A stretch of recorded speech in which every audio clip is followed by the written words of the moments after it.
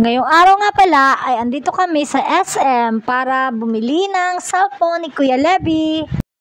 Bago pa man kami dito pumunta ay nag-ikot-ikot na kami ni Ate Francine sa sentro para tumingin ng cellphone. At dito lang talaga kami nakakita ng sa tingin namin ay talagang magugustuhan niya.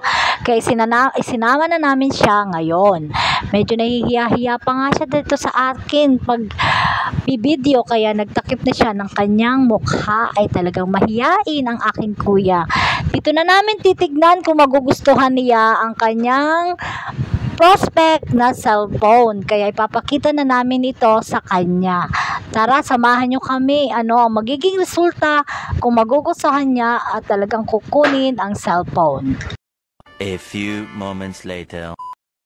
Ito na nga sa puntong ito ay kinukumbinsi na talaga siya ng sales lady para bilhin ang cellphone. At talaga namang napakabilis lang naman pala niyang kumbinsihin dahil umuo na kaagad siya at nagustuhan talaga ang cellphone. Ay napakabilis lang naman pala niyang kausap kaya agad-agad din inayos ni ate sales lady ang mga papeles na kanyang pipirmahan. Ito nga pala, iniready na natin ang pambayad. At ang pambayad nga palang ito ay galing sa kanyang tita Donna. Ito nga pala ay kanyang reward dahil sa kanyang pagiging with honors. Sana all. Kaya kayo mga nanonood dyan na nag-aaral, galingan nyo na talaga ng todo. Malay nyo, mayroon din kayong tita na magbigay sa inyo ng cellphone. Aba naman, talaga namang pinaghirapan niya yan ng buong taon para ma-achieve niya ang pagkuha ng kanyang rewards.